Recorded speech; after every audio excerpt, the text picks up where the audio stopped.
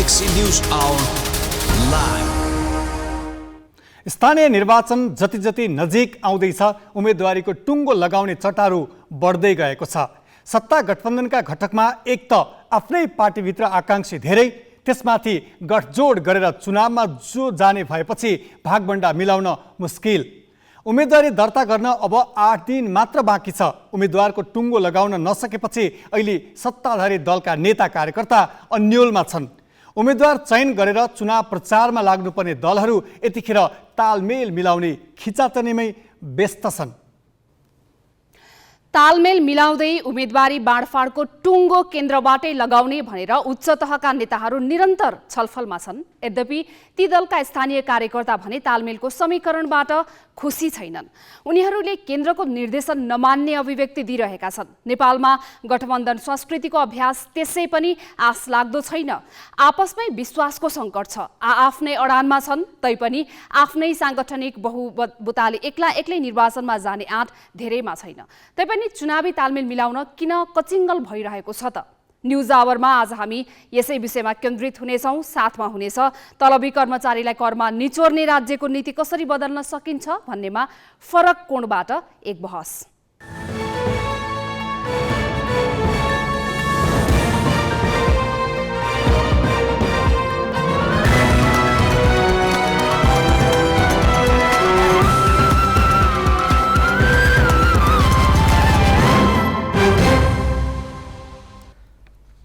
नमस्कार, यो हो ग्यालेक्सी न्यूज आवर। अब हेडलाइन्स।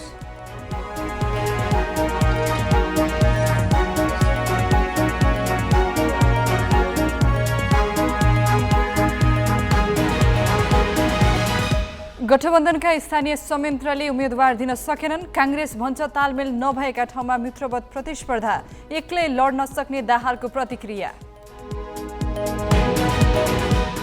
स्थानीय समितिबाट भएभरका आकांक्षी सिफारिस हुँदा एमालेमा झन सकस। सूची छुट्याउन निर्देशन, 3 महानगरमा मात्र उम्मेदवार सर्वसम्मत।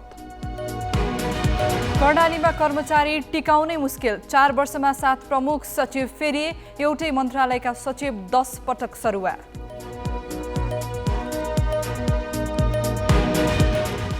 क्षेप्यास्त्र सहितको जहाज नष्टपछि युक्रेनमा रुसको आक्रामक कारबाही। बेलायती प्रधानमन्त्री जोन्सन सहित 8 मन्त्रीलाई प्रतिबन्ध। र Nepal pro club championship T20 क्रिकेटको उपाधि रूपन्देही 11लाई, मलेसिया 11 विरुद्ध 7 विकेटले विजय।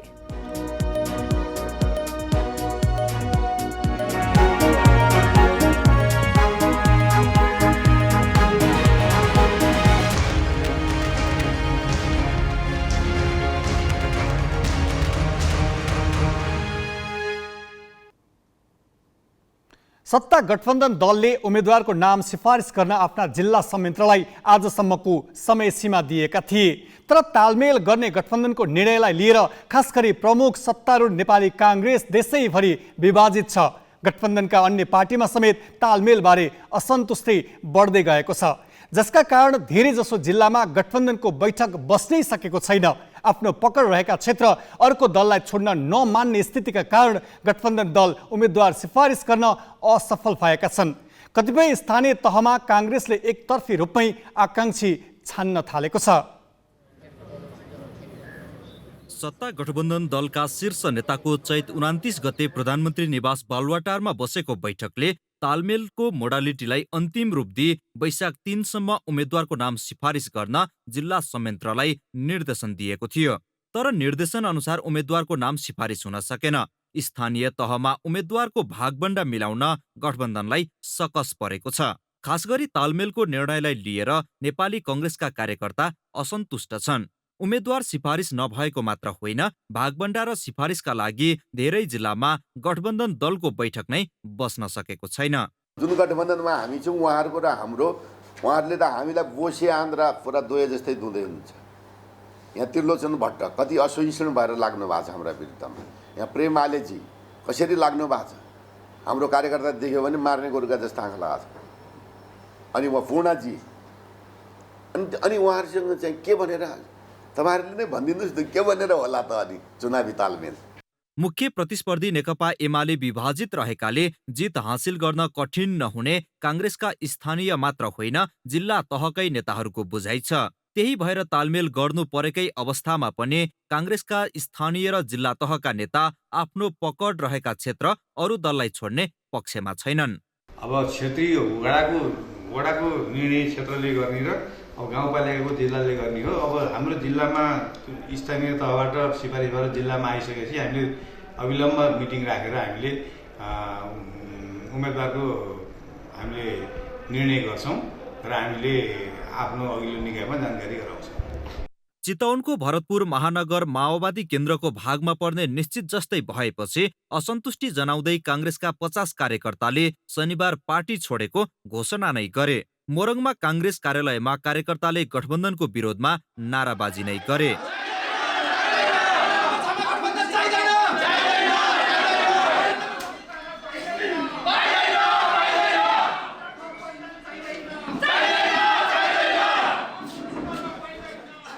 काङ्ग्रेसमा आकांक्षीको कमी छैन। आफ्नो नाम सिफारिसका लागि आकांक्षीहरूले लबिङ बढाएका छन्।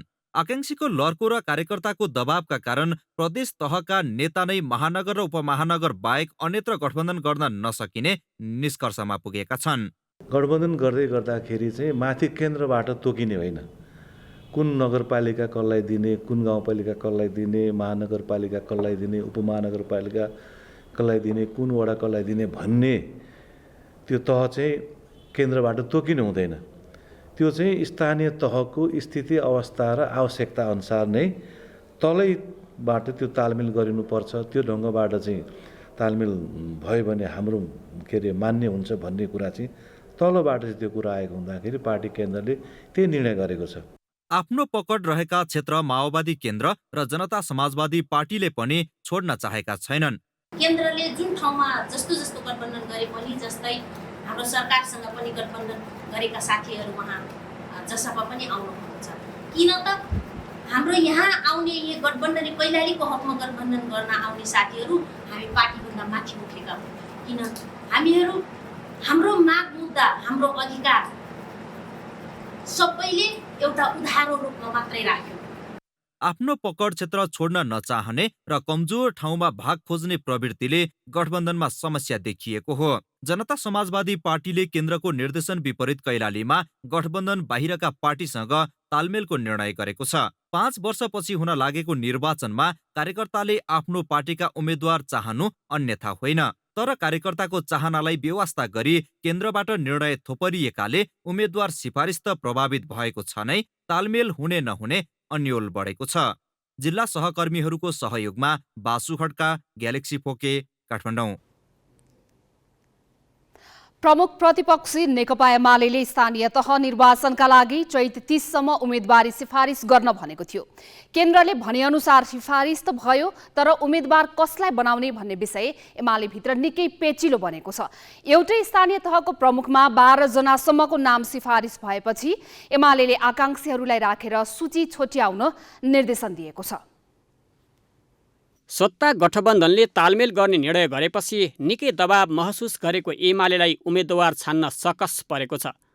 उसले चैत मसान्तभित्र उम्मेदवारको नाम सिफारिस गर्न भनेको थियो। सबैजसो स्थानीय तहका लागि उम्मेदवारको नाम सिफारिस भएको छ। केन्द्रीय कमिटीले प्रमुख पदमा एक महिलासहित उम्मेदवार सिफारिस गर्न भनेकामा 12 जनासम्म आकांक्षी देखा परेका छन्।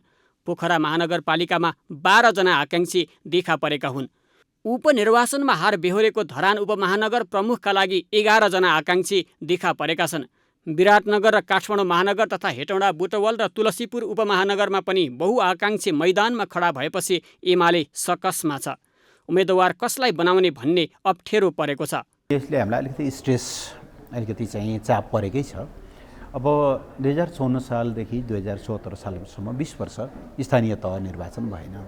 स्थानीय तहमा जनप्रतिनिधि बनेर त्यहाँको विकास निर्माण र त्यहाँको जनताको सेवामा जोडिन चाहने एउटा पुस्ताकै एउटा चाहिँ त्यो अवसर गुम्यो भन्ने मलाई लाग्छ। नभए 20 वर्ष नियमित रूपमा चुनाव भएको भए 4वटा जेनेरेसन तयार हुन्थ्यो र अहिले 5औँ जेनेरेसन 6औँ जेनेरेसनमा हामीले नेतृत्व हस्तान्तरण गर्न पाउँथ्यौँ। त्यो 20 वर्ष नेतृत्व जाम भएको कारणले नेतृत्व विकास अवरुद्ध भएको कारणले निश्चय नै एउटा चाप छ। स्थानीय कमिटीले गरेको सिफारिस सम्बन्धित प्रदेश कमिटीले रुजु गरिरहेका छन्। करिब 100 पालिकाले सर्वसम्मत रूपमा उम्मेदवार सिफारिस गरेका छन्। अधिकांश पालिकामा आकाङ्क्षी धेरै भए पनि एमाले सकेसम्म सर्वसम्मतिको पक्षमा छ। 8 महिना अघि विभाजनबाट गुज्रिएको एमाले उम्मेदवारीकै कारण कार्यकर्ता तहमा असन्तुष्टि नबढोस् भनेर तल्लो कमिटीमै कुरा मिलाउनतिर लागेको छ। 6, 7, 8 प्रदेश कमिटीको नेतृत्वबाट नगरपालिकाका मेयर उपमेयर, पालिकाका अध्यक्ष उपाध्यक्षहरू हामी टुङ्गाउनेछौँ र त्यसैको आसपासमा हामीले वडाहरूको वडाध्यक्ष र सदस्यहरूको पनि हामीले टुङ्गाउनेछौँ, किनकि अब हामी त्यसको तयारीमा छौँ। झापाका 10वटा पालिकामा निर्वाचनको विधिबाट आकाङ्क्षी छाँटेको एमाले सर्वसम्मतिका लागि स्थानीय कमिटीलाई निर्देशन दिएको छ। आकाङ्क्षीहरूलाई राखेर सर्वसम्मति गर्न भनिएको छ। उम्मेदवारहरू चाहिँ कतिपय ठाउँमा अलि आवश्यकताभन्दा बढी अब उम्मेदवारहरूको चाहिँ आकाङ्क्षीहरूको लिस्ट लामो आएको हुनाले हामीले हरेक जिल्लाहरूमा चाहिँ जिल्ला कमिटीहरूले एक खालको कार्यदल अथवा उच्च स्तरको एउटा संयन्त्र जस्तो बनाएर त्यसमा छानबिन गर्ने अनि त्यस पछाडि स्थानीय तहहरूलाई अझ पुनः उम्मेदवारहरूको सर्वसम्मत गर्न प्रयत्न गर्ने यो काम चलिरहेको छ। सम्भवतः अबको 5 दिन 6 दिनभित्र हामी लगभग देशैभरिको उम्मेदवारहरू चाहिँ लगभग 80% उम्मेदवारहरू हामी सर्वसम्मतै गर्छौँ र अरू जति 20% जो सर्वसम्मत हुँदैन साँच्चै एकदम विवाद हुन्छ त्यो चाहिँ प्रक्रियाले टुङ्ग्याउँछौँ। एमाले भरतपुर र वीरगञ्ज महानगरमा प्रमुख पदका उम्मेदवारको टुङ्गो लगाएको छ। ललितपुर महानगरमा पनि सर्वसम्मत रूपमै उम्मेदवार सिफारिस गरेको हो। भरतपुरमा विजय सुवेदी, वीरगञ्जमा विजय सराबगी र ललितपुरमा हरिकृष्ण व्यञ्जनकार उम्मेदवार बन्ने पक्का पक्की छ। काठमाडौँमा अहिलेका प्रमुख विद्यासुन्दर साक्यसहित 2 पूर्व मन्त्री रामवीर मानन्द र केशव स्थापित उम्मेदवारको दौडमा छन्। 2054मा काठमाडौँको प्रमुख निर्वाचित भएका स्थापित अहिले पार्टी अध्यक्ष केपी ओलीको रोजाइमा छन्। उम्मेदवार सर्वसम्मत रूपमा छान्ने प्रयास गरिरहेको एमाले तालमेलको ढोका पनि खुला राखेको छ। केही दिन अघि राप्रपा नेपाल र परिवार दलसँग तालमेलको सहमति गरेको एमालेका कतिपय नेता गठबन्धनकै दलसँग पनि सहकार्यका लागि छलफलमा छन्। हाम्रो चाहिँ देशैभरि के ट्रेन्ड देखियो भने नेकपा एमालेसँग चाहिँ बरु मिलेर हामी चाहिँ तल गठबन्धन गरौँ, हामी चाहिँ तालमेल गरेर चुनाव लडौँ भन्ने ट्रेन्ड चाहिँ तल देखिएको छ र यो ट्रेन्ड चाहिँ एकदम तीव्र छ। फेरि एउटा सामान्य ट्रेन्ड होइन र कतिपय ठाउँमा त पार्टीका चाहिँ जस्तो नेपाली काङ्ग्रेसकै पनि तलका स्थानीय कमिटीहरूले जिल्ला कार्य समितिहरूले हामी केन्द्रले गर्ने गठबन्धन हामी मान्दैनौँ भनेर वक्तव्य जारी गरिरहेको छ उहाँहरूले चाहिँ अब त्यो खालको चाहिँ आफ्नो अभिव्यक्तिहरू दिइरहेका छन् र त्यसरी हेर्दाखेरि तपाईँको चाहिँ हामी के देख्छौँ भने 10 गते पुग्दा नपुग्दै अब यो गठबन्धनवाला समाप्त हुन्छ यो किस्सा र काहीँ तालमेल हुन सक्नेवाला देखिँदैन। केही ठाउँहरूमा विशेष ठाउँहरूमा त्यो विशेषताको आधारमा केही पार्टीहरू यससँगै मिलेर चुनाव लड्ने कुरा हुनसक्छ। 2074मा 295 स्थानीय तहमा प्रमुख पद जितेको एमाले सत्तारूढ दलले तालमेलको निर्णय गरेकाले अहिले भयभीत छ। उसले पार्टी अप्ठ्यारोमा रहेकाले उम्मेदवारीमा अनावश्यक अडान नलिन कार्यकर्तालाई भनेको छ। क्यामेरामा साधुराम लामिछानेका साथ अक्षर काका, ग्यालेक्सी 4K, काठमाडौँ। सत्ता गठबन्धनको निर्णय अनुसार स्थानीय तहमा उम्मेदवार सिफारिस हुन सकेन। गठबन्धनका सबैजसो दलले धेरै भाग खोजेका कारण उम्मेदवार सिफारिस प्रभावित भएको नेपाली काङ्ग्रेसले तालमेल नहुने सङ्केत गरेको छ। काङ्ग्रेसका प्रवक्ता प्रकाश शरण महतले आज पार्टीको केन्द्रीय कार्य सम्पादन समितिको बैठक चलिरहेकै समयमा पत्रकार सामु गठबन्धनकै दलबीच प्रतिस्पर्धा हुन सक्ने बताएका छन्।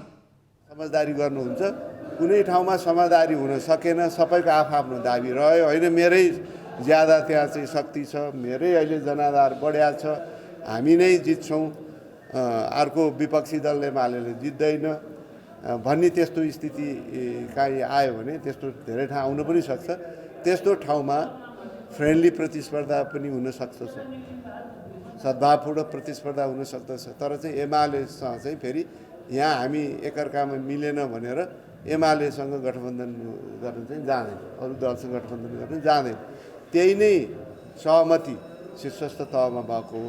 त्यही मूल मर्म र भावना अनुसार म तपाईँहरूको सञ्चार माध्यमबाट पनि स्थानीय तहमा जो चाहिँ अहिले वार्तामा संलग्न भइरहनु भएको साथीहरू छ, त्यही तहबाट जे जिम्मेवारी दिएको छ त्यसलाई चाहिँ निर्वाह गर्नुहोला र हुनेसम्म हदसम्म त्यहाँ समझदारी तालमेल गर्नुहोला। कदम कदाची काहीँ भएन भने त्यसको रिपोर्ट पनि गर्नुहोला र त्यहाँ कसरी जाने त्यसको सुझाव सल्लाह पनि केन्द्रलाई चाहिँ दिनु होला, त्यही भनेको छ। त्यही अनुसार आजको डेट दिए तापनि अब प्राविधिक कारणले कतिपय ठाउँ आजै सम्भव नहुनसक्छ, भोलिसम्म पनि हुनसक्छ। त्यसै अनुसार नै हामी निष्कर्षमा पुग्छौँ। तालमेलको निर्णय कार्यान्वयन हुनेमा नेकपा माओवादी केन्द्रका अध्यक्ष पुष्पकमल दाहाल पनि विश्वस्त छैनन्। दाहालले आज नवलपुरमा पार्टी कार्यकर्तामाझ तालमेलका लागि प्रयास गरिरहेको तर सम्भव नभए निर्वाचनमा एक्लै प्रतिस्पर्धा गर्ने बताएका छन्। नेतृत्व तहमा के कुरा क्लियर छ भने हर हालतमा यो गठबन्धन स्थानीय चुनावमा मात्रै होइन, प्रदेश र सङ्घको चुनावसम्म नै गठबन्धनै लिएर जानुपर्छ भन्नेमा हामी प्रष्ट छौँ। त्यहाँ कहीँ दुविधा छैन। संस्थापन पक्ष सङ्घको निर्वाचन पहिला गर्न पाएको हुन्थ्यो भने त बडो सरल ढङ्गले अगाडि जान्थ्यो। स्थानीयबाट जाँदा यो अलि जटिल पक्कै पनि छ। सकेसम्म हामी गठबन्धनभित्र तालमेल, सहमति, सम्झौता गरेर विन विन भन्छ नि, सबैलाई अलिअलि फाइदा हुने गरिकन सम्झौता गर्ने हो। केही गरी कुनै खास पार्टीसँग मिल्नै सकेन भने गठबन्धनभित्रकै अरू पार्टीसँग मिलेर पनि तालमेल गरेर जित्न खोज्ने हो। कुरा भन्नुभयो त मिल्दै मिलेन भने स्वतन्त्र प्रतिस्पर्धा पनि गर्ने हो, तर गठबन्धनभन्दा बाहिर गएर तालमेल चाहिँ नगर्ने भन्ने चाहिँ हाम्रो निर्णय छ। नेकपा एकीकृत समाजवादीका अध्यक्ष माधव कुमार नेपालले समेत आज गठबन्धन दलबीच तालमेलको निर्णय कार्यान्वयन नहुने आशयको अभिव्यक्ति दिए। उनले पार्टीको सम्पर्क विशेष कमिटीले काठमाडौँमा आयोजना गरेको कार्यक्रममा कार्यकर्तालाई एक्लै प्रतिस्पर्धाका लागि पनि तयार रहन भनेका छन्। सोही कार्यक्रममा उनले भने 2074 को निर्वाचनमा एमाले जितेको स्थानीय तहमा अरू दलले दाबी गर्न मिल्दैन। 5 दलभित्र कुरा नमिले अरूसँग मिल्छौँ, नभए एक्लै प्रतिस्पर्धा पनि गर्छौँ। एमाले जितेको ठाउँमा पहिलो हक हाम्रो लाग्छ, पहिलो प्राथमिकता हाम्रो। त्यहाँ जित्नु छ भने हाम्रै उम्मेदवारले जित्न सक्छन्, किन एमालेको प्रभाव भएका मान्छेहरू बरु हाम्रो नजिक हुन सक्दछ। यो कुरालाई ख्याल गर्नुहोस्। अब कुनै पार्टीसँग सहमति हुन सकेन भने जोसँग सहमति हुन्छ त्योसँग हामी चुनावमा जान सक्छौँ। 5 दलको बिचमा सहमति भएन भने जुन दलसँग सहमति हुन्छ र हामीलाई आत्मविश्वास छ कि हामी एक्लै पनि जित्न सक्छौँ भने कसैलाई लागेको छ भने एक्लै पनि उभिन सक्छ, तर जित सुनिश्चित गर्न सक्नुपर्छ। दलहरूभित्र र गठबन्धनका घटक बीच अहिले तीव्र मोलमोलाई चलिरहेको छ। यही क्रममा धम्की र घुर्कीहरू सार्वजनिक भइरहेका छन्। उम्मेदवार चयन गर्न लोकप्रियता, छवि, कार्यकुशलता, दूरदृष्टि जस्ता योग्यता अनि आन्तरिक प्रतिस्पर्धाको स्वस्थ र पारदर्शी प्रक्रिया नअपनाउँदासम्म यो क्रम चलिरहनेछ। अब केही न्युज संक्षेपमा। प्रमुख निर्वाचन आयुक्त दिनेश थपलियाले निर्वाचन सारीय लोकतन्त्र नै दुर्घटनामा पर्न सक्ने बताएका छन्। जनकपुर धाममा आज आयोजित कार्यक्रममा थपलियाले वैशाख 30 गतेको लागि तय निर्वाचन कुनै हालतमा सार्न नहुने बताए। उनले निर्वाचन सारीय लोकतन्त्र नै खतरामा पर्ने चेतावनी दिए। उनले केही समूहले निर्वाचन बिथोल्ने आशंका गरेका छन्, तर त्यो समूह उनले प्रष्ट पारेनन्। विवेकशील साझा पार्टीले सेवाग्राहीले सकेसम्म घरबाटै सेवा पाउने व्यवस्था गर्ने घोषणासहित चुनावी प्रतिज्ञा पत्र सार्वजनिक गरेको छ। विवेकशील साझाले काठमाडौँ महानगरपालिकामा प्रमुख र उपप्रमुखका उम्मेदवारको प्रतिज्ञा पत्र आज पत्रकार सम्मेलन गरी सार्वजनिक गरेको हो। प्रतिज्ञा पत्रमा महानगरबाट हुने अधिकांश कामलाई डिजिटल प्रविधिबाट गर्नको लागि तयारी गर्ने बताएको छ। सार्वजनिक शिक्षा सुधार, खुल्ला क्षेत्र, नदी नाला र पोखरीको सफाई तथा संरक्षणलाई पनि विवेकशील साझाले चुनावी एजेन्डा बनाएको छ। विवेकशील साझाले महानगरको प्रमुखमा समीक्षा वास्कोटा र उपप्रमुखमा कृति तुलाधरलाई उम्मेदवार बनाउँदैछ। नेपाल बार एसोसिएसनको नवनिर्वाचित कार्य समितिले पदभार ग्रहण गरेको छ। काठमाडौँमा आज वार्षिक साधारण सभा गरी चण्डेश्वर श्रेष्ठ नेतृत्वको 25औं कार्य समितिले गोपाल कृष्ण घिमिरे नेतृत्वको नयाँ कार्य समितिलाई पदभार सुम्पेको हो। साधारण सभामा निवर्तमान समितिका कोषाध्यक्ष रुद्रप्रसाद पोखरेल र महासचिव लीलामणि पौडेलले कार्य प्रगति प्रतिवेदन पेश गरेका थिए। गत चैत्र 18 गते भएको मतदानबाट गठबन्धन दल निकट कानुन व्यवसायको संयुक्त प्यानल विजयी भएको थियो। बारमा कार्य समितिको कार्यकाल 3 वर्षको हुन्छ। गौतम बुद्ध अन्तर्राष्ट्रिय विमानस्थलको नयाँ धावन मार्ग वैशाख 8 गतेदेखि सञ्चालनमा ल्याइने भएको छ। नेपाल नागरिक उड्डयन प्राधिकरणले वैशाख 8 गतेदेखि अहिलेको 1500 मिटर लामो धावन मार्ग बन्द गरेर अन्तर्राष्ट्रिय तर्फको 3000 मिटर लामो नयाँ धावन मार्ग सञ्चालनमा ल्याउने भएको हो। त्यसका लागि प्राधिकरणले आवश्यक प्रक्रिया पूरा गरिसकेको छ। विमानस्थलको नयाँ टावर फागुनदेखि सञ्चालनमा आइसकेको छ। विमानस्थल एसियाली विकास बैङ्कको ऋण सहयोगमा बनाइएको हो। अन्तर्राष्ट्रिय उडान भने जेठ 2 गतेदेखि मात्र गर्ने तयारी छ। प्राधिकरणले बढ्दो हवाई उडान चाप व्यवस्थापनका लागि त्रिभुवन अन्तर्राष्ट्रिय विमानस्थललाई 24 घण्टा सञ्चालन गर्ने गरी तयारी गरेको छ। सीमित तलब बुझेर दैनिकी गुजार्ने वर्ग राज्यले थोपरेको करको बोझले उठ्नै नसक्ने अवस्थामा छ। अचाकले बढेको महँगी अनि सीमित आयबाट असीमित दायित्व पूरा गर्नुपर्ने यस वर्गले भविष्यका लागि बचत वा उत्पादनमूलक क्षेत्रमा लगानी गर्नु त परै जाओस्, तत्कालको गर्जो टार्न समेत मुस्किल भइसकेको छ। त्यसो भए यस वर्गलाई कसरी राहत दिने त? यो प्रसङ्ग स्मृति मल्लबाट। देश चुनावी रौनकमा होमिएकै बेला अर्थ मन्त्रालय भने नयाँ बजेट तर्जुमा गर्ने चटारोमा छ। आउँदो मङ्सिरसम्म संसदीय चुनाव पनि गर्नुपर्ने भएकाले अहिले सरकारलाई पैसा जुटाउने मात्रै होइन, मतदाता रिझाउने अवसर पनि छ। हाम्रा नीति निर्माताहरू जसरी पनि राजस्व असुलेर ढुकुटी बढाउने नाममा जनतामाथि कर त थोपर्छन्, तर त्यस्ता करमा केही सुविधा दिएर बृहत्तर लाभ लिन सकिन्छ भन्नेतर्फ सोचिरहेको देखिँदैन। यसका लागि कर बचत योजनाहरू ल्याउन सकिन्छ, जसले जनताको जीविकोपार्जन पनि सहज हुन्छ। सँगसँगै राष्ट्रिय बचत एवं ठूला पूर्वाधार आयोजनामा लगानी जुटाउन सकिन्छ। नयाँ बजेटले व्यक्तिगत आयकर तिर्नु नपर्ने सीमा कम्तीमा 1 लाख बढाउने तयारी थालेको अर्थ मन्त्रालयका अधिकारीहरूले जनाएका छन्। महिनाको 50,000 भन्दा कम कमाइले काठमाडौँ र देशका प्रमुख सहरमा बसोबास गर्न कठिन छ। यस हिसाबले वार्षिक 6 लाख भन्दा घटी कमाउनेलाई कर लगाउँदा उसको जीविकामै धक्का पुग्छ। तर करमा सहुलियत दिने र त्यसले राष्ट्र निर्माणमा योगदान गर्ने कर बचत योजनाबारे भने ज्यादै कम बहस भइरहेको छ। करका विभिन्न उद्देश्य हुन सक्छन्। कमाई गर्ने अथवा राजस्व बढाउने मात्रै करको उद्देश्य हुँदैन। आफ्नो नागरिकले कमाएको पैसालाई कुन क्षेत्रमा इन्भेस्ट गरोस् भन्ने सरकारको उद्देश्य हुनसक्छ। एउटा बचतलाई प्रमोट गर्न, एउटा स्वास्थ्यमा भएको खर्चलाई दाबी गर्नको लागि, एउटा शिक्षामा भएको खर्चलाई दाबी गर्नको लागि, र एउटा भनेको आफ्नो खर्च बेसिक आवश्यकताहरूको खर्चहरूलाई दाबी गर्नलाई केही दिन सक्यो भने यसले चाहिँ ओभरअलमा पोजिटिभ इम्प्याक्ट पार्छ भन्ने लाग्छ। यस प्रवृत्तिले दिगो पूर्वाधार निर्माणमा देशभित्रै पुँजी जुटाउन सकिने सम्भावनालाई नजरअन्दाज गरेको छ। साथै व्यक्तिगत आयकर तिर्ने झण्डै 30 लाख नागरिकले राज्यबाट कुनै लाभ मिलेको महसुस पनि गर्न पाएका छैनन्।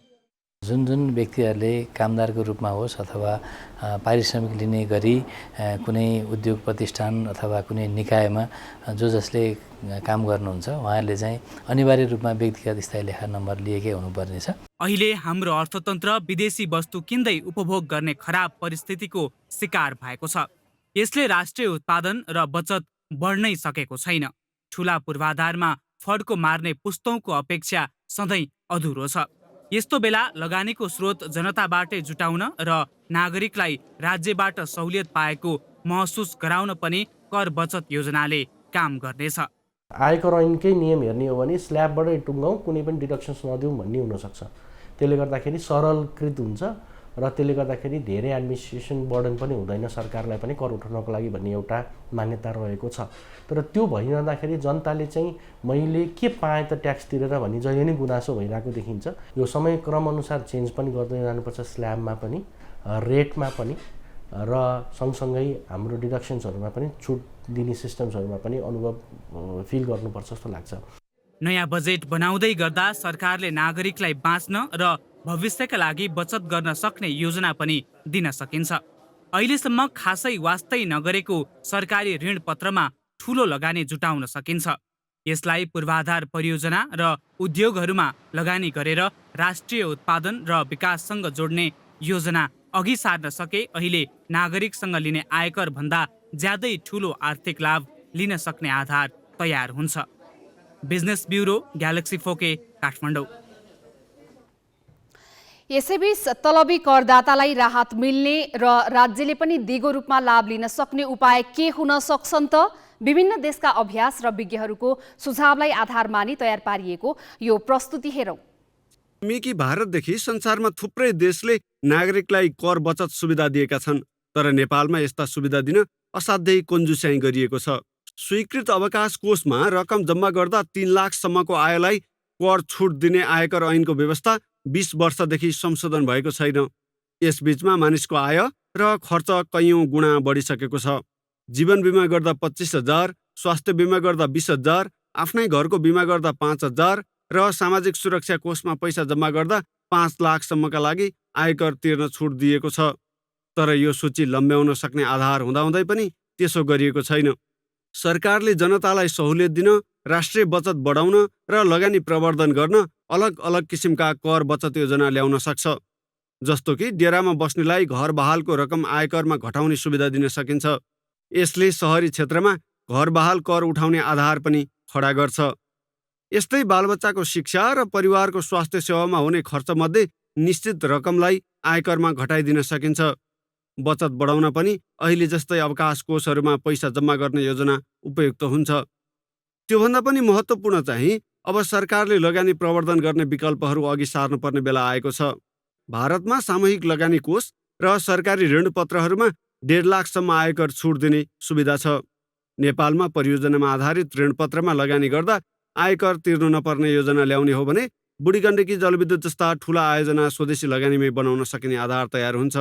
यसले एकातिर जनताको बचत र लगानी बढ्छ, कर छुट पाएको अनुभूति पनि हुन्छ। पूर्वाधार तथा औद्योगिक विकासमा ठूलो योगदान समेत पुग्छ। करदाताले आफूले तिरेको करमा सन्तोष र गर्व गर्न सक्ने अवस्था बनाउनु राज्यको दायित्व हो। साथै आफ्नो मेहनतको ठूलो हिस्सा नियमित बुझाउँदा पनि करदाताले राज्यबाट सुरक्षाको प्रत्याभूति नपाउनु राज्यकै असफलता हो। त्यसैले विद्यमान कर नीति हेरफेर गरी न्यायपूर्ण व्यवस्था जरुरी छ। अब केही न्युज संक्षेपमा।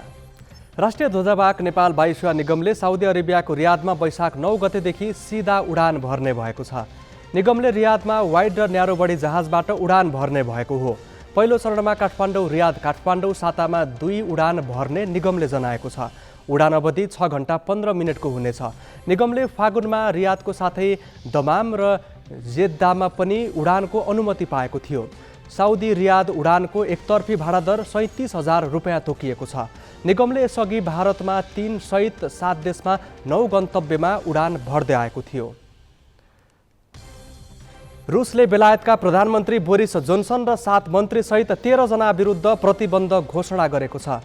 रुसले प्रधानमन्त्री जोन्सनको साथै विदेश मन्त्री लिज ट्रस, रक्षा मन्त्री वेन वालेस, कानुन मन्त्री डोमिनिक राब, यातायात मन्त्री ग्रान्ट साप्स र गृह मन्त्री प्रीति पटेलमाथि प्रतिबन्ध लगाएको हो। त्यस्तै ऊर्जा तथा उद्योग र खेलकुद मन्त्रीमाथि पनि प्रतिबन्ध लगाइएको छ। बेलायतकी पूर्व प्रधानमन्त्री टेरिजा मेलाई पनि रुसले प्रतिबन्ध लगाएको छ। रुसको विदेश मन्त्रालयले विज्ञप्ति मार्फत उनीहरूमाथि युक्रेनलाई अनावश्यक रूपमा उकासेको र रुसलाई अन्तर्राष्ट्रिय रूपमा एक्ल्याउन लागि परेको आरोप लगाएको छ। Nepal pro club championship T20 क्रिकेटको उपाधि रूपन्देही 11ले जितेको छ। भैरहवाई स्थित सिद्धार्थ क्रिकेट मैदानमा आज मलेसिया 11लाई 7 विकेटले पराजित गर्दै रूपन्देहीले उपाधि जितेको हो। पहिले ब्याटिङ गरेको मलेसियाले 20 ओभरमा 6 विकेट गुमाउँदै 140 रन जोड्यो। नाजरिल रहमाले सर्वाधिक 36 रन जोडे। 141 रनको लक्ष्य रूपन्देहीले 19 ओभरमा मात्र 3 विकेट गुमाएर पूरा गर्यो। प्रज्वल थापाले सर्वाधिक 71 रनको इनिङ्स खेले। उनले 61 बलमा 8 चौका र 2 छक्का प्रहार गरे। यस्तै सन्दीप रजालीले 41 र देव खनालले 12 रनको योगदान गरे। एएफए कप फुटबलको पहिलो सेमिफाइनलमा आज राति म्यान्चेस्टर सिटी र लिभरपुल बीच प्रतिस्पर्धा हुँदैछ। खेल नेपाली समयअनुसार राति 9:15 बजेदेखि हुनेछ। इङ्ग्लिस प्रिमियर लिग फुटबलको उपाधि होडमा रहेको सिटी र लिभरपुल एएफए कपको उपाधि नजिक पुग्ने लक्ष्यमा हुनेछन्। आजको विजेताले भोलि हुने चेल्सी र क्रिस्टल प्यालेस बीचको विजेतासँग प्रतिस्पर्धा गर्नेछ। कर्णाली पनि अरू प्रदेश जत्तिकै अधिकार सम्पन्न छ। स्रोत साधन पनि कम छैन। काम गरेर देखाउनलाई पर्याप्त ठाउँ छ। तर कर्मचारीहरू जानै मान्दैनन्, गए पनि बस्नै मान्दैनन्। किन त? यो सन्दर्भ नवराज पाण्डेबाट। प्रदेश सरकार स्थापनादेखि कर्मचारीको अभाव झेल्दै आएको कर्णाली प्रदेश सरकार अहिले पनि यही समस्याबाट मुक्त हुन सकेको छैन। सङ्घ तथा अन्य कर्मचारीको रोजाइमा नपर्दा कर्णालीमा अहिले पनि कर्मचारीकै अभावमा दैनिक कार्य सम्पादन सन्तोषजनक छैन। प्रदेश सरकारका मन्त्रालयदेखि कार्यालय अहिले पनि निमित्त प्रमुखकै भरमा चलिरहेका छन्। भएकै कर्मचारीलाई पनि सरुवा भएर जानै हतारो छ। 8 मन्त्रालय रहेको कर्णालीमा 4 वर्षको अवधिमा 22 जना मन्त्री फेरिँदा 54 जना सचिव परिवर्तन भए, जसमा 7 जना प्रमुख सचिव र अन्य मन्त्रालयमा 2 देखि 10 जना सचिवसम्म परिवर्तन भए। यस अवधिमा आन्तरिक मामिला तथा योजना मन्त्रालयमा 10 जना सचिव फेरिए। यस्तै मुख्यमन्त्री तथा मन्त्री परिषदको कार्यालयमा 5 जना, सामाजिक विकास मन्त्रालयमा 8, उद्योग पर्यटन वन तथा वातावरण मन्त्रालयमा 4, भौतिक पूर्वाधार विकास मन्त्रालयमा 6, आर्थिक मामिला तथा योजना मन्त्रालयमा 7 र भूमि व्यवस्था कृषि तथा सहकारी मन्त्रालयमा 5 जना सचिव परिवर्तन भए। गत वर्ष मात्रै स्थापना भएको जलस्रोत तथा ऊर्जा विकास मन्त्रालयले झन्डै 1 वर्षपछि सचिव पाएको छ। यसअघि यो मन्त्रालय निमित्त सचिवको भरमा चलेको थियो। मन्त्रालयमा मात्रै होइन, मातहतका कार्यालय पनि निमित्तको भरमा चलेका छन्। कर्णालीमा कुल दरबन्दीको 30 देखि 40% थायी दरबन्दी पदपूर्ति हुन नसकेको मुख्यमन्त्री तथा मन्त्री परिषदको कार्यालयले जनाएको छ। रिक्त स्थानमा करारमा कर्मचारी भर्ना गरेर आवश्यकता पूर्ति गर्ने प्रयास प्रदेश सरकारको छ। कर्णालीमा कर्मचारी अथवा सचिवज्यूहरू नबसेर नीति निर्माण गर्ने सवालमा होस् अथवा जनताको सेवा प्रवाह गर्ने सवालमा होस्, अब कर्णालीमा कर्मचारीको कमीले सेवा प्रवाह गर्ने र नीति निर्माण गर्नेमा कमी हुँदैन भन्ने मलाई लाग्दछ। प्रदेश लोकसेवा आयोगले भर्ना प्रक्रिया सुरु गरिसकेकाले छिट्टै कर्मचारीको समस्या समाधान हुने आशा गरिएको छ। उच्च तहका कर्मचारी सरुवा तथा बढुवाको जिम्मेवारी लिएको केन्द्र सरकारले नै कर्णालीलाई प्राथमिकतामा नराख्दा समस्या आएको सरोकारवाला बताउँछन्। कर्णालीमा राम्रा भन्दा पनि गल्ती गरेका कर्मचारीलाई सजाय भुक्तान गर्न अवकाश पाउने अवस्थामा समय बिताउन पठाउने परम्पराले समस्या बढेको गुनासो छ। कर्णाली प्रदेशमा आउनु भनेको कुनै पनि कर्मचारीलाई पुरस्कृत हुने कुरा होइन, दण्डित हुने कुरा हो। यहाँ आउने न्यायाधीश होस् वा कार्यालय सहयोगी, सबैले दण्ड बेहोर्नका लागि कर्णालीमा पठाउने गरेको ताजा इतिहास छ। कर्णाली प्रदेशमा उपस्थित हुने, हाजिरी भएर काजमा जाने, आफ्नो काम गरेर नम्बर कुम्ल्याउने जुन संस्कार हिजोदेखि विकास भएको छ, अहिलेको कर्णाली त्यो दुर्दशाको कारण बनेको छ। अस्थिर राजनीतिका कारण बेला बेलामा सरकार परिवर्तन भए जस्तै सचिव सरुवा हुँदा प्रदेशको दिगो विकासमा असर पुग्ने देखिन्छ।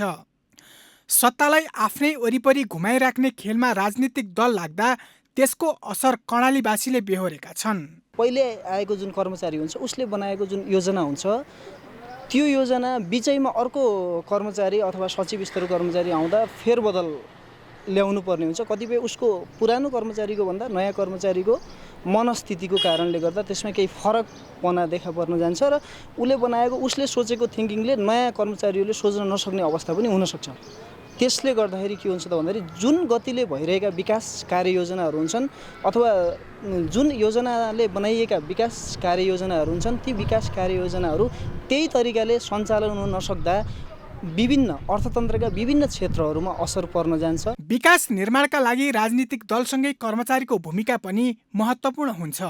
यहाँका राजनीतिक दलहरू व्यक्तिगत स्वार्थमा रुमल लिँदा कर्णाली अघि बढ्न सकेको छैन। ग्यालेक्सी फोकेका लागि सुर्खेतबाट बसन्त भण्डारीको रिपोर्ट। नेपाली समाजमा गुरुलाई भगवानकै अवतार मान्ने चलन छ। अज्ञानताको अध्यारो हटाएर जीवनको सुमार्ग देखाइदिने भएकाले नै उनीहरूले यो सम्मान पाएका हुन्। तर केही शिक्षकले गुरुको गरिमामै हिलो छ्याप्ने गरी आफैले पढाउने कलिला छात्रामाथि दुर्व्यवहार गरेका घटना सार्वजनिक भइरहेका छन्। यी घटनाले विद्यालयहरू छात्राका लागि ढुक्कसँग पढ्न र व्यक्तित्व विकास गर्न पाउने थलो बन्न नसकेको देखाउँछ। खोटाङको महुरेगढी बहुप्राविधिक शिक्षालयका प्राचार्य इन्द्रप्रसाद आचार्यलाई यौन दुर्व्यवहार गरेको आरोपमा खोटाङ प्रहरीले मंगलबार पक्राउ गर्यो। शिक्षालयकै केही छात्रामाथि दुर्व्यवहार गरेको आरोप उनीमाथि छ।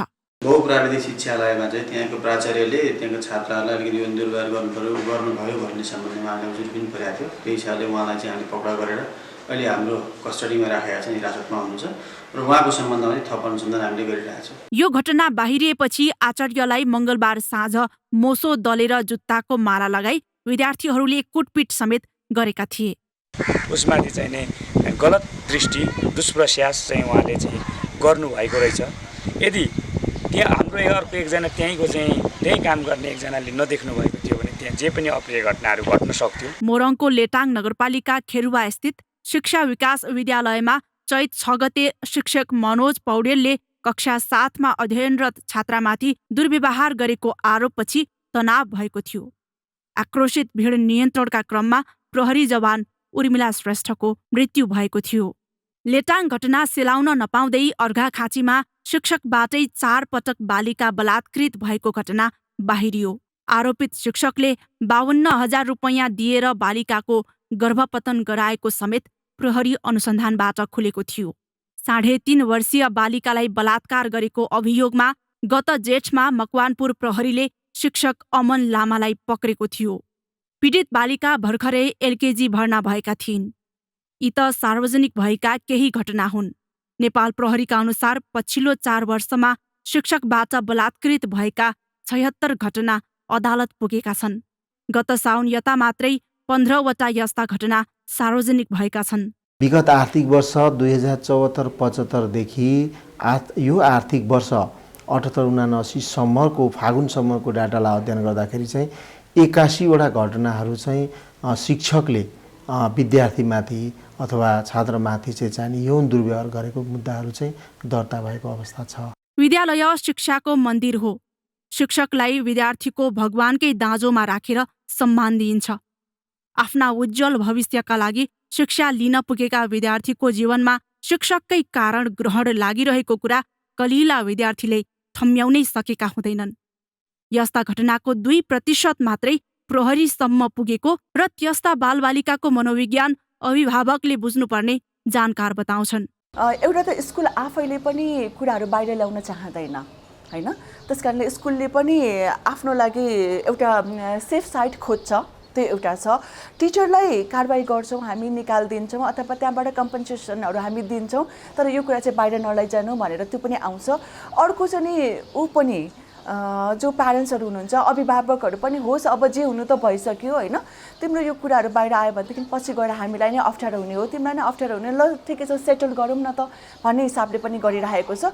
अनि प्रहरीसम्म पुग्ने भनेको त एकदमै धेरैजनालाई थाहा भएर ग्रुपैलाई भएको छ र त्यो चाहिँ एकदम सिरियस इस्यु भइसक्यो। हस्पिटल जानुपर्ने केस छ हैन, हस्पिटल जाँदाखेरि पनि होइन तपाईँहरूको यो पुलिसलाई पहिला जानुस्, कानुनमा नगइकन हामीले काम गर्दैनौँ, तपाईँलाई ट्रिटमेन्ट गर्दैन भनेपछि मात्र जाने केसहरू चाहिँ बढी छ। बालबालिकालाई एकान्तमा लगेमा, संवेदनशील अङ्गमा छोएमा र अन्य कुनै अस्वाभाविक व्यवहार गरेमा बालबालिका ऐन 2075ले बाल यौन दुरुपयोग मानेको छ। मुलुकी अपराध संहिताको दफा 225ले 3 वर्षसम्म कैदको व्यवस्था गरेको छ। अझ बलात्कार नै भएमा यो भन्दा कडा सजाय हुन्छ। जिल्ला संवाददाताहरूको सहयोगमा क्यामेरामा सञ्जय घिमिरेका साथमा शिखा श्रेष्ठ, ग्यालेक्सी 4K, काठमाडौँ। अब पालो सही कि गलतको।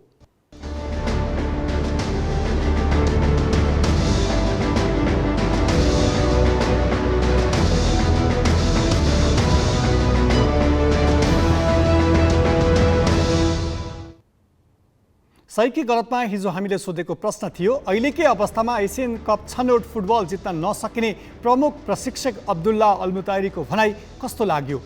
ग्यालेक्सी एपमा सहीको पक्षमा 79% र गलतको पक्षमा 21% मत प्राप्त भएको छ। मत व्यक्त गर्नुहुने सम्पूर्ण दर्शकलाई धन्यवाद।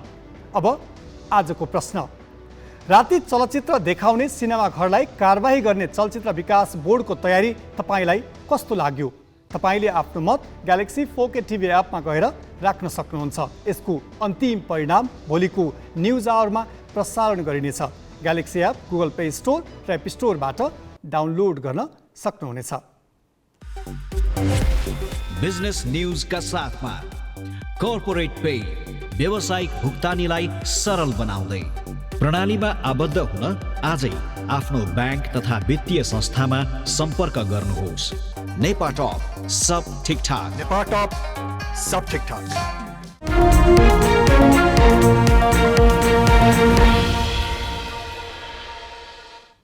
अर्थतन्त्रका सूचक थप नकारात्मक भएको तथ्याङ्क सार्वजनिक भएपछि यो साता शेयर बजार दबावमा रह्यो। लगानीकर्ताले बिक्री चाप बढाए, नेप्सेको ओह्रालो यात्रा कायमै रह्यो। सातामा 3 दिन मात्रै कारोबार हुँदा पनि नेप्से 2%ले घट्यो।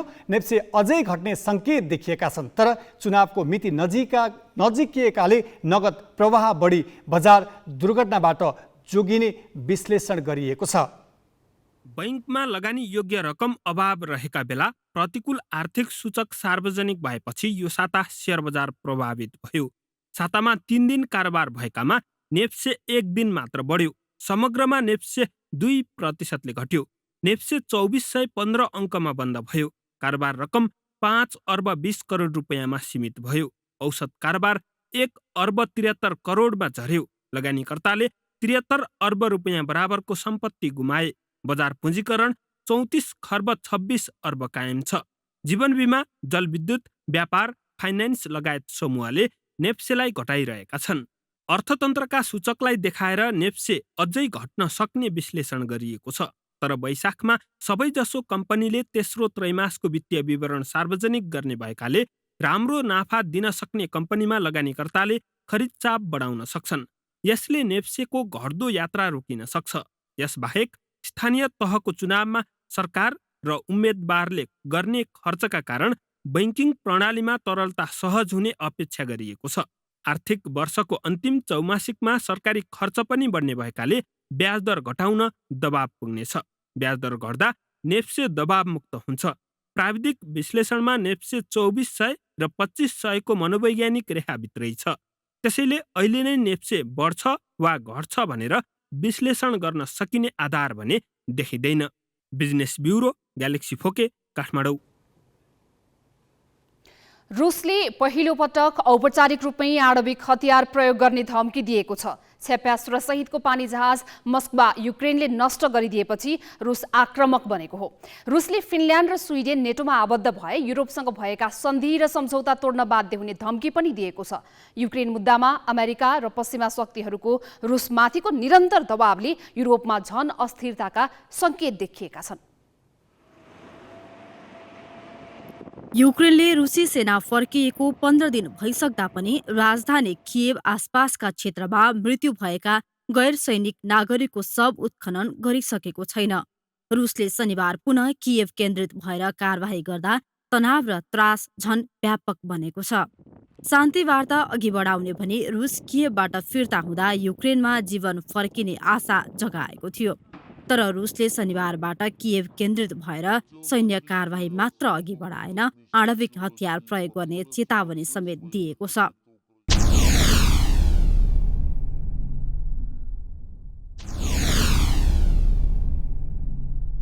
मस्कवा पानी जहाज युक्रेनले नष्ट गरेपछि विक्षिप्त बनेको रुसलाई फिनल्यान्ड र स्विडेन पनि नेटोमा आबद्ध हुने कुराले अर्को छड्का दियो। त्यसमाथि युक्रेनलाई अमेरिका र युरोपेली सङ्घ EUले निरन्तर हतियार सहयोग गरिरहेका छन्, जसले रुसलाई थप चिडाएको छ। अमेरिकी राष्ट्रपति बाइडनले 8 करोड अमेरिकी डलर बराबरको सैन्य सहयोग अनुमोदन गरिसकेका छन्, जसमा पहिलो पटक लामो दूरीमा पनि निशाना लगाउन सक्ने होबिट जर्ज जस्ता हतियार, ड्रोन, बख्तरबन्द गाडी र हेलिकप्टर पनि छन्। आक्रोशित रुसले अमेरिकाको विदेश मन्त्रालयलाई नोट नै पठाएर युक्रेनलाई उकासेको र युद्ध चर्काउने काम गरेको आरोप लगाएको छ र औपचारिक रूपमै आणविक हतियार प्रयोगको धम्की दिएको छ। त्यस्तै छिमेकी राष्ट्र फिनल्यान्ड र स्विडेन नेटोमा आबद्ध हुने प्रक्रिया नरोके आणविक हतियार नै निकाल्ने उसको चेतावनी छ। यसले अहिलेसम्म युक्रेन केन्द्रित रहेको रुसको सैन्य कारबाही अब युरोपमा विस्तार हुन लागेको हो कि भन्ने संशय पैदा गरेको छ। युरोपमा युक्रेनी शरणार्थीको समस्या एकातिर छँदैछ अनि रुसको पेट्रोल, डिजेल र ग्यासको विकल्प खोज्नुपर्ने अर्को सन्ताप छ, जुन तत्काल नै सम्भव पनि देखिँदैन। अमेरिकाले भने रुसका पछिल्ला अभिव्यक्तिलाई पराजयपछिको आक्रोश भनेर टिप्पणी गरेको छ। तर यदि रुसले धम्की दिए अनुसार नै आणविक हतियार प्रयोग भए थिलथिलो भइसकेको युक्रेनको हालत के होला? यसतर्फ भने न युक्रेन न त उसका सहयोगी राष्ट्रको चिन्ता र चासो देखिएको छ। यसै पनि युद्धको 50औं दिन पार गर्दासम्म समृद्ध युक्रेनमा भोकमरी देखिएको छ। मोरियोपोलमा न त पानी छ न त खाद्यान्न छ। करिब 40,000ले ज्यान गुमाइसकेका छन्। 12,000 भन्दा बढी घाइते छन्। 60 लाख शरणार्थी भएका छन् भने 70 लाख युक्रेनी देशभित्रै थाक थलो छोडेर अर्को ठाउँमा ओत खोजिरहेका छन्। करिब 2000 भवन खण्डहरमा परिणत भएका छन्। यस्तो अवस्थामा युक्रेन मामिलामा शक्ति राष्ट्रहरूको द्वन्द्व झन सघन हुनु र आणविक हतियार प्रयोगसम्मको चेतावनी आउनुले निहत्था युक्रेनवासीको जीवनमाथि थप कालो बादल मडारिएको सङ्केत गरेको छ। खेल जित्नका लागि खेलिन्छ र खेलाडीको क्षमता अभिवृद्धिका लागि प्रशिक्षण गराइन्छ। तर त्यही प्रशिक्षण दिने प्रशिक्षकले हामी खेल जित्दैन भन्नु कति शोभनीय होला? नेपाली फुटबलका प्रमुख प्रशिक्षक अब्दुल्ला अल्मुताइरीले खुलेआम हारिन्छ भन्ने घोषणा मात्र गरेनन्, उनले आज आयोजित पत्रकार सम्मेलनमा बोलिरहेका खेलाडीलाई बिचैमा रोकेर त्यहाँबाट लगेर गए। यसले नेपाली फुटबल खेलाडी प्रशिक्षकको बन्धक भएको कुरा प्रष्ट हुन्थ्यो। बिहिबार साँझ आधिकारिक इमेल मार्फत एन्फाले पत्रकारलाई 3 दिन फुटबलको बन्द प्रशिक्षणको फुटेज सहितको रिपोर्टिङ गर्न पाउने जानकारी सहित निमन्त्रणा गर्यो, जसअनुसार शनिबार खेलाडीसँग प्रश्न उत्तर गर्न दिने भनिएको थियो। यो कुराको जानकारी शुक्रबार प्रशिक्षक अब्दुल्ला अल्मुताइरीले पनि गराएका थिए। सोही अनुसार मिडियाकर्मी दशरथ रङ्गशाला पुगे। एन्फाको मिडिया टिम हुँदाहुँदै प्रमुख प्रशिक्षक अब्दुल्लाले स्कुलको प्राध्यापक जस्तै शैली प्रदर्शन गरे। खेलाडीको सूची सुनिश्चित गरे। मिडिया टिमको जिम्मेवारी आफै लिए। के सोध्न पाइने र के नपाइने सूची सुनाए। मिडियाकर्मीले त्यो शर्त सहजै स्वीकारे। प्रश्नको उत्तर नदिने अधिकार सबैमा हुन्छ, तर प्रश्न सोध्न मिडियालाई बन्देज लगाउन भने पाइँदैन। यसपछि 4 खेलाडीलाई ल्याए र उनले मिडियालाई 10 मिनेटको समय दिए। Team, you can ask the players. We have Manish Dangi, Bishar Rai, Sojal Shretter, Bimal Magar. You have 10 minutes maximum. Go ahead. Sujal श्रेष्ठलाई के प्रश्न सोध्ने बित्तिकै 10 मिनट सकियो भनेर उनले त्यहाँबाट खेलाडी उठाएर लगे। तर खेलाडीसँगको प्रश्न उत्तरको समय मात्र 5 मिनट बितेको थियो।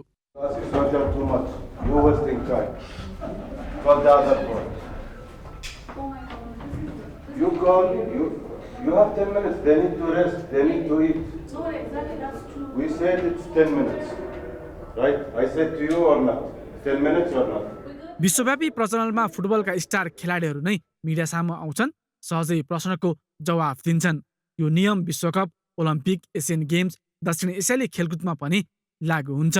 तर नेपाली फुटबलको हकमा खेलाडीलाई मिडियासँग सकेसम्म बोल्न नदिने प्रशिक्षक अब्दुल्लाको रणनीति छ। आफू मिडियामा अन्तर्वार्ता दिइरहने अल्मुताइरीले खेलाडीलाई मिडिया सामु बोल्न बन्देज लगाएका छन्। खेलाडीलाई बोल्न नदिनुले उनी आफू मात्रै फुटबलको सेलिब्रेटी बन्न चाहन्छन् भन्ने प्रश्न पार्छ। खेलाडी भने मिडियासँग बोल्दा कुनै फरक नपर्ने बताउँछन्। कन्फिडेन्ट बिल्ड गर्छ क्या, मलाई पनि त्यस्तो लाग्छ, प्लेयरहरूलाई पनि त्यही फिल हुन्छ। तर मेन स्ट्रिम मिडियाहरूले चाहिँ हामीलाई चाहिँ प्रेसर अब दिइरहेको छ जस्तो चाहिँ लाग्दैन मलाई होइन। अब सबैलाई अधिकार छ, बोल्ने अधिकार छ, उहाँहरूको आफ्नो पर्सनल पोइन्ट अफ भ्यू हुन्छ होइन। त्यो आफूले चाहिँ अब सक्दो आफ्नो पर्फर्मेन्स राम्रो गर्ने प्रयास गर्ने हो। त्यो बाहेक अरू बाहिरको खासै त्यस्तो चाहिँ म चाहिँ त्यो प्रेसर लिँदैन भनौँ न। सोसल मिडियामा गरेको पोस्ट र विभिन्न अन्तर्वार्तामा दिएका अभिव्यक्तिले प्रशिक्षक अल्मुताइरीले खेलाडीको बचावट गर्ने गरेको देखिन्छ। फुटबल टिम एक हुनुपर्छ, त्यसमा दुई मत छैन। तर 90 मिनटको फुटबल नियममा रहेर खेले जस्तै फुटबल टिमले मिडियासँग गर्ने कुराकानी पनि व्यावसायिक फुटबलको एक अङ्ग हो भन्ने प्रशिक्षकलाई हेक्का नभएको प्रश्न हुन्छ। इतिहास हेर्ने हो भने अल्मुताइरीले टिम सम्हाल्नुभन्दा पहिले नेपाली टिमले ठूलो उपलब्धि हासिल गरेको छ। नेपाल विश्वकपको दोस्रो चरणमा पुगेको छ। एएफसी सोलिडारिटी कप जितेको छ। उनले हात उठाएको प्रतिद्वन्दी जोर्डनसँग 1-1 गोलको बराबरी खेलेको छ। यी र यस्ता थुप्रै सफलतामा खेलाडीले मिडियासँग कुरा गरेका छन्। मिडियामा बोलेकै कारण खेलाडीलाई समस्या भएको छैन। एन्फाको मिडिया टिम हुँदाहुँदै प्रमुख प्रशिक्षक अब्दुल्लाले स्कुलको प्राध्यापक जस्तै शैली प्रदर्शन गरे। हामी ग्यालेक्सी न्युज आवरको अन्त्यमा छौँ। जाँदा जाँदै हेडलाइन्स।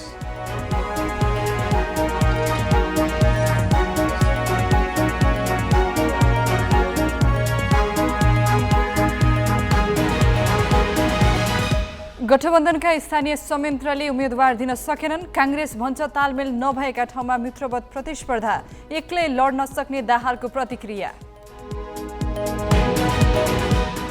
स्थानीय समितिबाट भए भरका आकाङ्क्षी सिफारिस हुँदा एमालेमा झन सकस। सूची छुट्याउन निर्देशन, 3 महानगरमा मात्र उम्मेदवार सर्वसम्मत। कर्णालीमा कर्मचारी टिकाउनै मुस्किल। 4 वर्षमा 7 प्रमुख सचिव फेरिए। एउटै मन्त्रालयका सचिव 10 पटक सरुवा।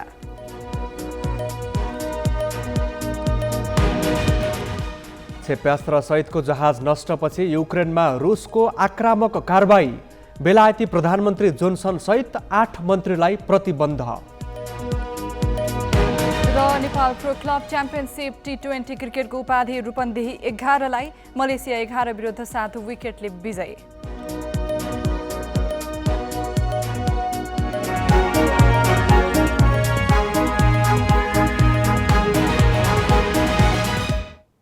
आजलाई ग्यालेक्सी न्युज आवर सकियो। नमस्ते।